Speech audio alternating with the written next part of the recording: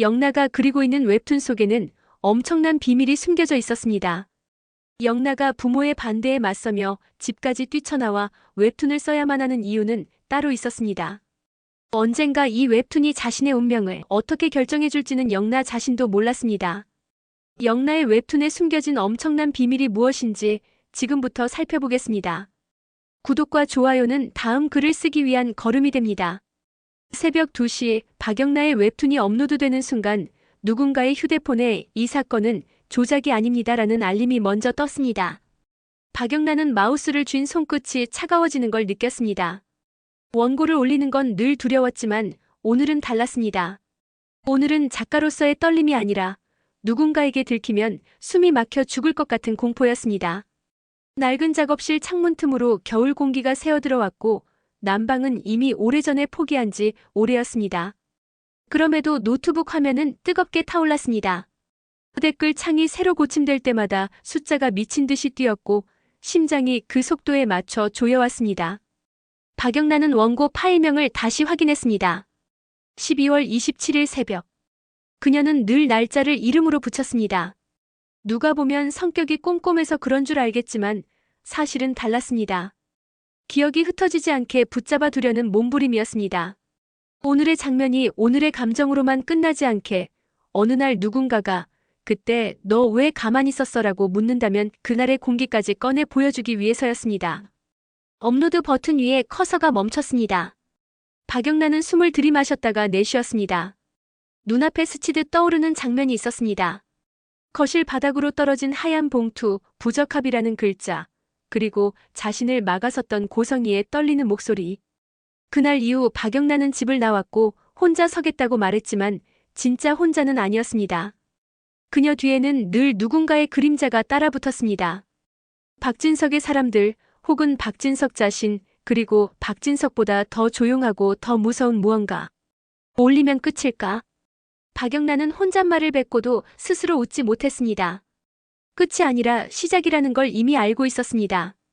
그래서 더더욱 올려야 했습니다. 말로는 할 수 없고 울부짖어도 바뀌지 않는 것들. 박영나는 그걸 글과 그림으로 바꾸는 것밖엔 할 수 없었습니다. 업로드. 딸깍. 그 순간 작업실 천장이 내려앉는 것처럼 정적이 왔습니다. 그리고 3초 뒤 폭발하듯 알림이 터졌습니다. 댓글 1, 댓글 10, 댓글 100. 숫자는 빠르게 의미를 잃고 화면은 흰빛으로 흔들렸습니다. 박영나는 떨리는 손으로 마우스를 끌어 댓글을 내렸습니다. 사람들은 열광했고 욕했고 울었고 이 작가 미쳤다를 외쳤습니다. 하지만 박영나의 시선은 다른 곳에 꽂혔습니다. 이 대사 어디서 들었는데? 아빠가 너 내 딸 아니라고. 이거 너무 현실적이라 토할 것 같음. 이거 실제 사건 아니에요? 예전에 뉴스에서 비슷한. 박영나는 이를 악물었습니다. 뉴스, 사건. 그 단어들이 목구멍을 긁고 지나갔습니다. 그녀가 그린 건 드라마가 맞았습니다. 그런데 왜 현실이 따라붙는 걸까요? 아니, 그녀가 현실을 그렸기 때문이었습니다. 스크롤을 더 내리는 순간 댓글 하나가 박영나의 눈을 그대로 박아버렸습니다. 작가님 이거요. 4와 32컷. 결혼기념일인 줄 알았지? 아니야, 김태준 생일이야. 이 문장 제가 본 서류 문구랑 똑같아요. 혹시 자료 어디서 구하셨어요? 박영나는 숨이 턱 막혔습니다. 손이 저절로 노트북을 닫으려 했지만 그러지 못했습니다. 그 댓글 아래로 답글이 줄줄 달렸습니다. 서류 문구요? 뭔 소리야, 이거 진짜야? 김태준이 누구인데? 아니, 이거 작가가 자료조사 빡세게 했나 보다. 박영나는 화면을 보며 굳었습니다. 자료조사라니. 세상은 늘 그렇게 편한 쪽으로 해석했습니다. 누군가의 피눈물도 누군가의 침묵도 설정과 연출로 바꾸면 안전하니까요. 문득 작업실 밖에서 계단을 밟는 소리가 들렸습니다. 쿵, 쿵. 천천히, 그러나 분명히 가까워지는 소리였습니다. 박영나는 숨을 죽였습니다. 이 시간에 이 건물에 누가? 똑똑. 문을 두드리는 소리가 짧게 울렸습니다. 영나야. 나야. 이지원의 목소리였습니다. 박영나는 문고리를 잡았다가 멈췄습니다. 그는 따라오지 말라고 했던 사람입니다. 그런데도 왔습니다. 그건 위험을 감수했다는 뜻이었습니다. 박영란은 문을 열었습니다. 이지환은 숨이 거칠었고 코트 어깨에 눈이 녹아번져 있었습니다.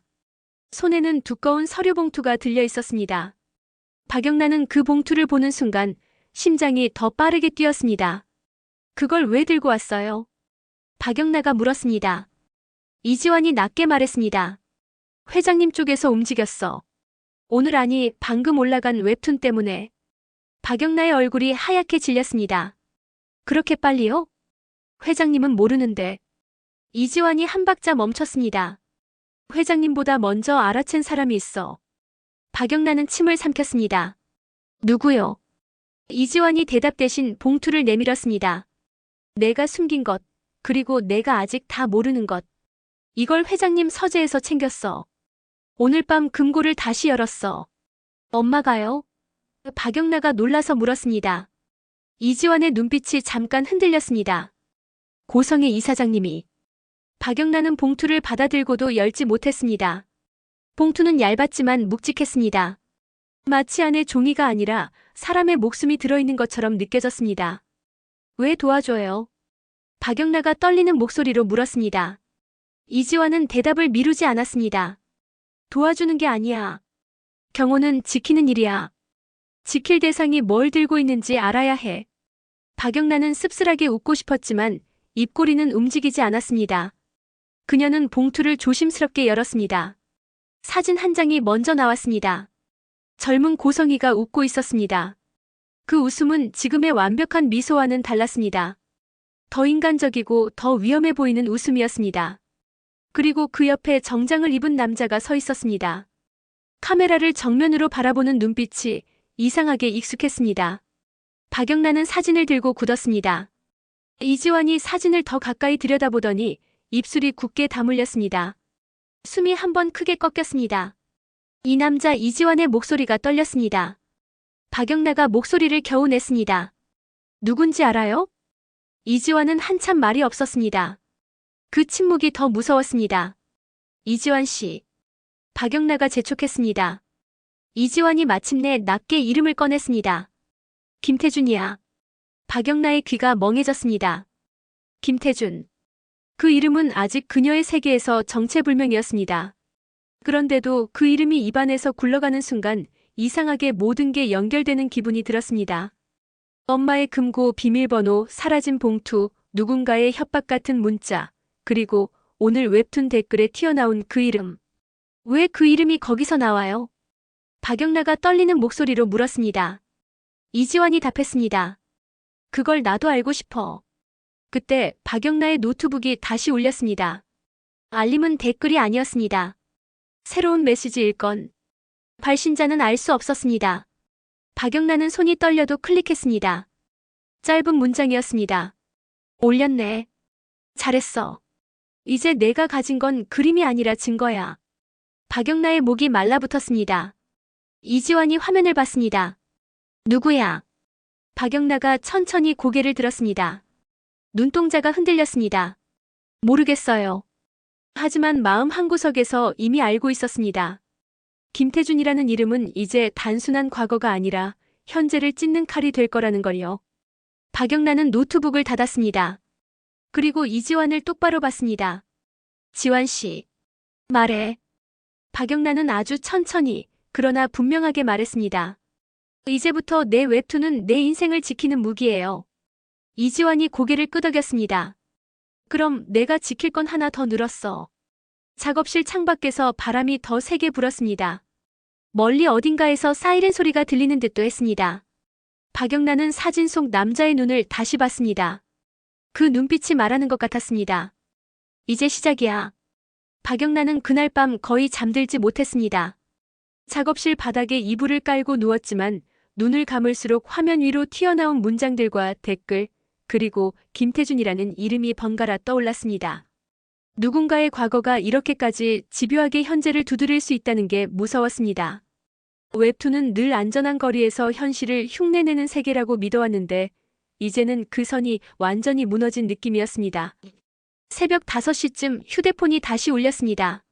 이번에는 댓글도 협박성 메시지도 아니었습니다. 발신자 이름이 또렷했습니다. 이지혁. 박영란은 잠깐 화면을 바라보다가 통화를 받았습니다. 영나 씨, 혹시 지금 통화 가능해? 이지혁의 목소리는 늘 그랬듯 차분했지만 어딘가 억눌린 숨이 섞여 있었습니다. 네. 무슨 일이세요? 잠깐 침묵이 흘렀습니다. 전화기 너머에서 종이를 넘기는 소리, 그리고 짧게 끊어지는 호흡이 들렸습니다. 혹시 김태준이라는 사람을 알고 있어? 이지혁이 조심스럽게 물었습니다. 박영나의 손이 휴대폰을 더 세게 움켜쥐었습니다. 이 이름은 이제 하루도 지나지 않아 세 갈래의 세계에서 동시에 튀어나오고 있었습니다. 왜요? 박영나가 짧게 물었습니다. 그쪽에서 우리 회사로 제안서가 들어왔어. 의료 플랫폼 관련 투자 제안인데 이상하게 내부 구조를 너무 잘 알고 있어. 박영나는 숨을 삼켰습니다. 그래서요. 그리고 이지혁이 말을 이었습니다. 오늘 새벽부터 가슴이 좀 이상해. 그 말은 아주 담담하게 나왔지만 박영란은 본능적으로 느꼈습니다. 이건 중요하지 않은 증상이 아니라는 걸요. 어떻게 이상한데요? 박영나가 긴장하며 물었습니다. 꽉 조이는 느낌이야. 심하게 아픈 건 아닌데 계속 누르는 것처럼 답답해. 숨도 조금 차고. 박영란은 의자에서 벌떡 일어났습니다. 지금 어디세요? 회사야. 오늘 오전 이사회 준비 때문에 밤을 샜어. 지금 당장 병원 가세요. 박영나의 목소리가 높아졌습니다. 이지혁이 짧게 웃었습니다. 설마. 그냥 과로겠지. 그 한마디에 박영나의 등골이 서늘해졌습니다. 설마. 그 말이 얼마나 많은 사람을 늦게 병원으로 보내는지 그녀는 최근에 너무 많이 들었습니다. 설마로 넘길 증상 아니에요. 박영나의 목소리가 조금 높아졌습니다. 가슴이 조이고 숨차면 바로 검사해야 해요. 이지혁이 한숨을 내쉬었습니다. 넌 참 남 걱정을 잘하네. 저 남 걱정하는 거 아니에요. 박영란은 잠시 말을 멈췄다가 솔직하게 말했습니다. 이상한 사람이 우리 주위에서 움직이고 있어요. 김태준이라는 사람. 그리고 지금 대표님 몸 상태까지 겹치면 너무 위험해요. 그 말에 이지혁은 잠시 아무 말도 하지 않았습니다. 그러다 낮게 대답했습니다. 알겠어.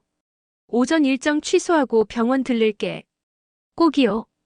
박영나가 다시 한번 강조했습니다. 전화를 끊고 나서도 박영나의 가슴은 진정되지 않았습니다. 그녀는 창가로 다가가 커튼을 젖혔습니다. 아직 해가 완전히 뜨지 않은 회색빛 아침이었습니다. 모든 게 흐릿했고 그래서 더 불안했습니다. 그 시각 병원 응급실에서는 이지혁이 침대에 누워 있었습니다.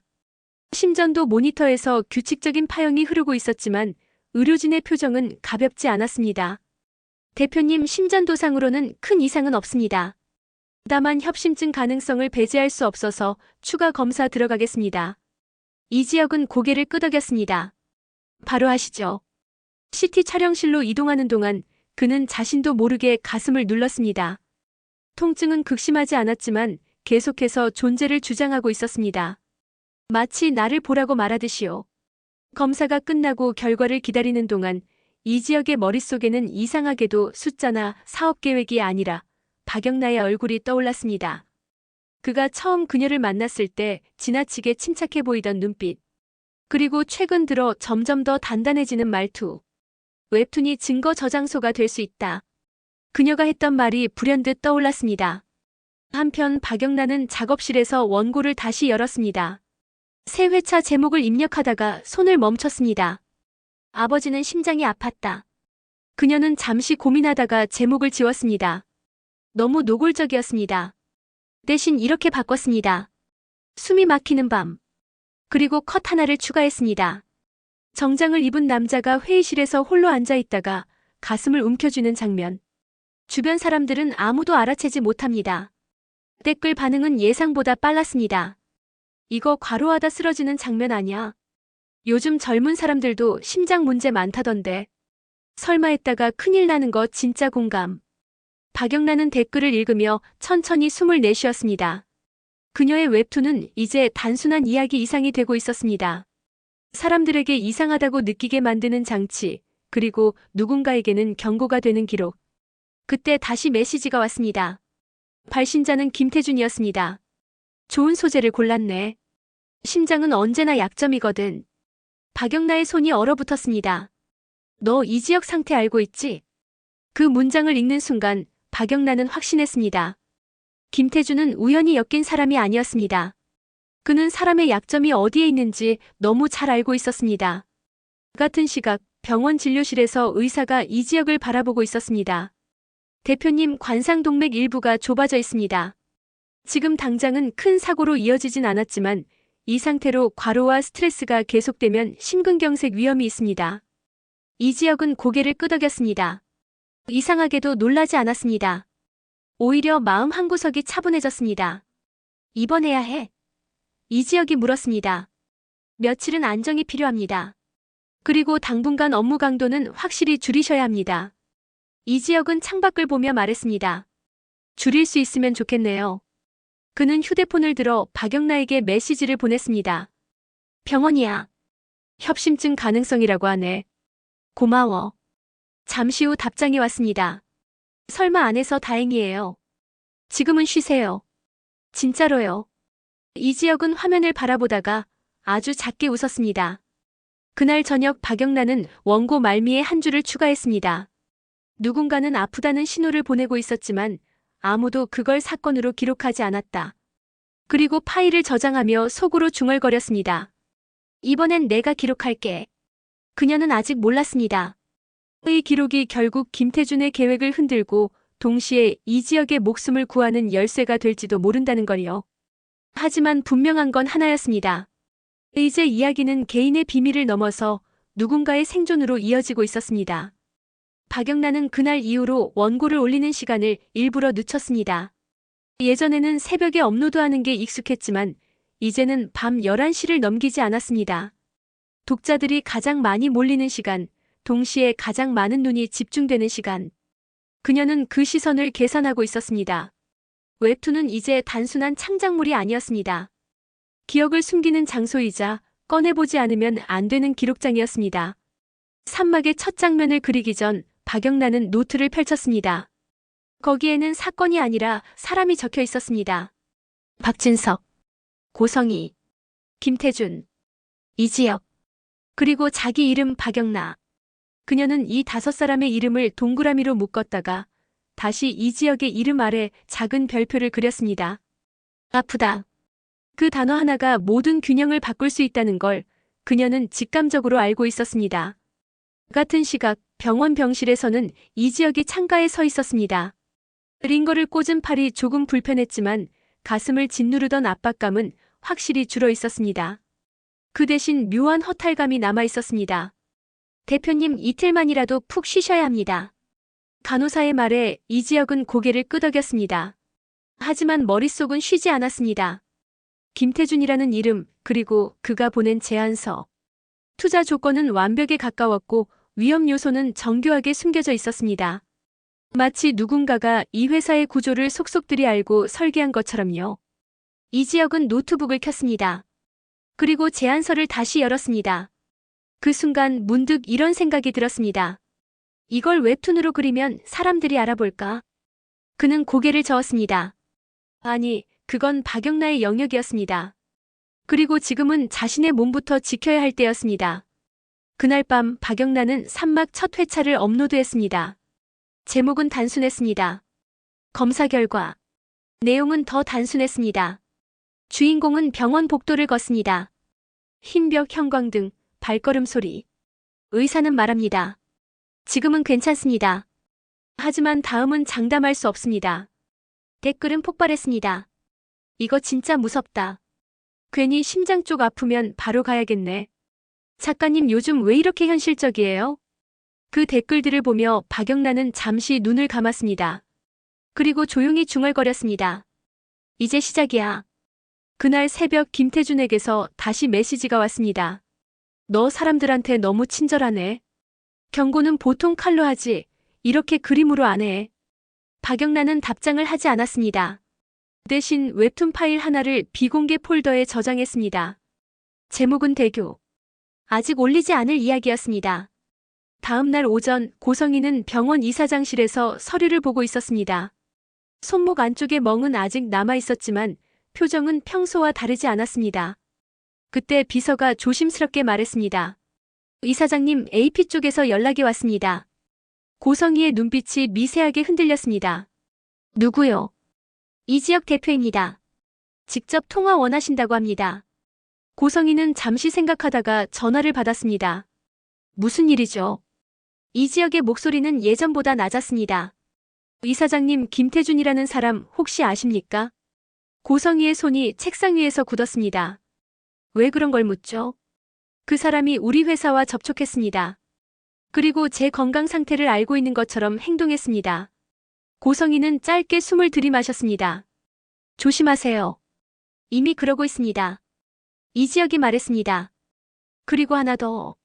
영나씨 웹툰 요즘 제가 보고 있습니다. 잠깐의 침묵. 고성희가 낮게 말했습니다. 그 애 건드리지 마세요. 건드릴 생각 없습니다. 이지혁이 단호하게 답했습니다. 오히려 그 기록이 누군가를 살릴 수도 있겠다는 생각이 듭니다. 통화를 끊고 난 뒤 고성희는 의자에 등을 깊게 기대었습니다.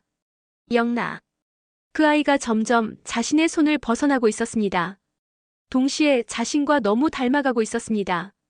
그날 저녁 박영란은 이지환과 함께 작업실에서 라면을 먹고 있었습니다. 요즘 댓글 많네. 이지환이 말했습니다. 의도했어. 박영나가 답했습니다. 사람들이 설마라는 말을 덜하게 만들고 싶었어. 이지환은 잠시 그녀를 바라보다가 말했습니다. 김태준이 다시 움직일 거야. 박영란은 젓가락을 멈췄습니다. 알아요. 무섭지 않아? 이지환이 물었습니다. 박영란은 잠시 생각하다가 대답했습니다. 무섭죠. 근데 예전엔 이유도 없이 맞고 이유도 없이 통제당했어요. 지금은 적어도 내가 왜 싸우는지는 알아요. 그 말에 이지환은 더 이상 묻지 않았습니다. 대신 작업실 문을 한 번 더 확인하고 자리에 앉았습니다. 그날 밤 이지혁은 병원 침대에 누워 휴대폰을 들여다보고 있었습니다. 박영나의 최신 회차가 화면에 떠 있었습니다. 마지막 컷에는 이런 문장이 적혀 있었습니다. 아픔을 무시한 사람은 죄가 없다고 말한다. 하지만 아픔을 이용한 사람은 반드시 이름이 남는다. 이지혁은 화면을 끄고 천천히 숨을 내쉬었습니다. 그는 결심했습니다. 김태준을 단순한 사업 파트너로 두지 않겠다고. 그리고 박영나의 기록을 혼자만의 싸움으로 두지 않겠다고. 박영나는 업로드 버튼 위에 커서를 올려두고 한참을 움직이지 않았습니다. 새벽 2시. 댓글 알림은 잠시 잠잠했고 창밖에서는 빗소리가 간헐적으로 들렸습니다. 웹툰 속 주인공은 더 이상 비유 속 인물이 아니었습니다. 병원 복도, 회의실, 호텔 로비, 대교 난간까지 장면 하나하나가 실제와 겹치도록 설계돼 있었습니다. 독자들은 아직 몰랐지만 박영란은 알고 있었습니다. 이 회차부터는 이야기가 아니라 기록이라는 걸요. 업로드와 동시에 서버가 잠시 흔들렸습니다. 댓글이 쏟아졌고 캡처가 돌기 시작했습니다. 이거 실화 아니야? 작가님, 이 정도면 고소각 아닌가요? 이 웹툰 누가 못 내리게 막아야 할 듯. 박영란은 화면을 끄고 의자에 몸을 기대었습니다. 심장이 빠르게 뛰고 있었지만 예전처럼 숨이 막히지는 않았습니다. 이제는 이 두근거림이 공포인지 결심인지 분간할 수 있었습니다.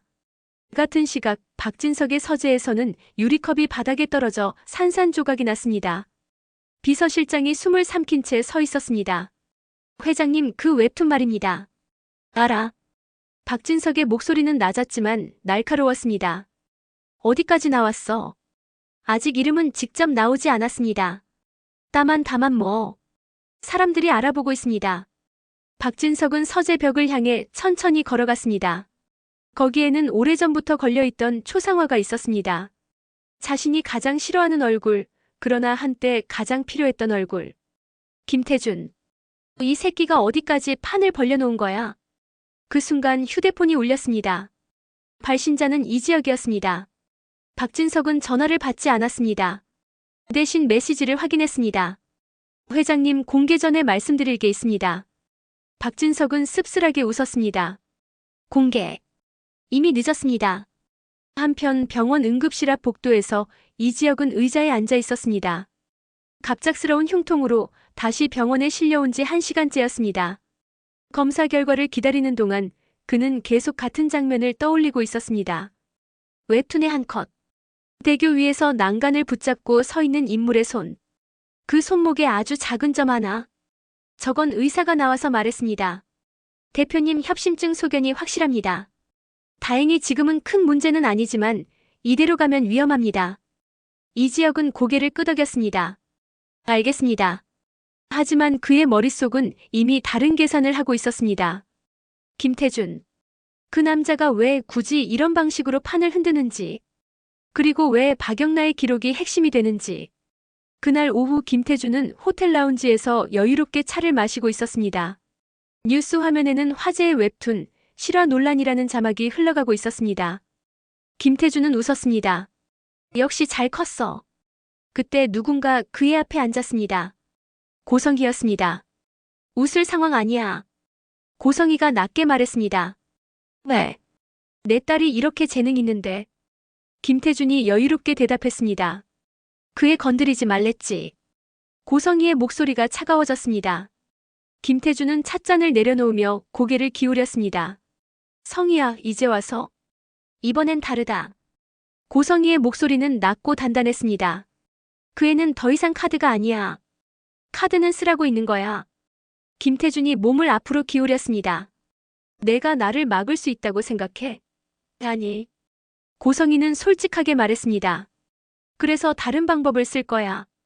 김태준의 눈빛이 처음으로 흔들렸습니다. 그날 밤 박영란은 이지환과 함께 대교 아래를 지나고 있었습니다. 강물은 잔잔했고 노을은 이미 사라진 뒤였습니다. 후회 안 해? 이지환이 물었습니다. 박영란은 고개를 저었습니다. 후회하면 또 숨게 되잖아요. 그녀는 휴대폰을 열어 다음 회차의 초안을 보여주었습니다. 제목은 아직 미정. 다만 한 줄의 문장이 적혀 있었습니다. 증거를 지우려는 사람이 나타나는 순간 그 증거는 이미 살아있다. 이지환은 그 문장을 읽고 천천히 고개를 끄덕였습니다. 이제 돌아갈 수 없겠네. 돌아갈 생각 없어. 박영나가 단호하게 말했습니다. 그 순간 박영나의 휴대폰이 울렸습니다. 발신자는 이지혁이었습니다. 영나 씨. 네. 내 웹툰 내 목숨을 살렸어. 박영나는 말을 잇지 못했습니다. 이지혁은 담담하게 말했습니다. 그래서 이번엔 내가 돕겠어. 이 판 혼자서 감당할 크기가 아니야. 전화를 끊고 난 뒤 박영나는 하늘을 올려다봤습니다. 비는 그쳤고 도시의 불빛이 강물 위에 반사되고 있었습니다. 모든 인물은 같은 사실을 깨닫기 시작했습니다. 이 이야기는 더 이상 가족의 비밀이 아니고 기업의 싸움도 아니며 한 사람의 복수도 아니었습니다. 누군가는 아프고 누군가는 기록하고 누군가는 그 기록을 지우려 하지만 이제는 너무 많은 사람들이 그 기록을 보고 있었다는 사실을요. 그리고 그 중심에는 더 이상 숨지 않는 박영나가 서 있었습니다.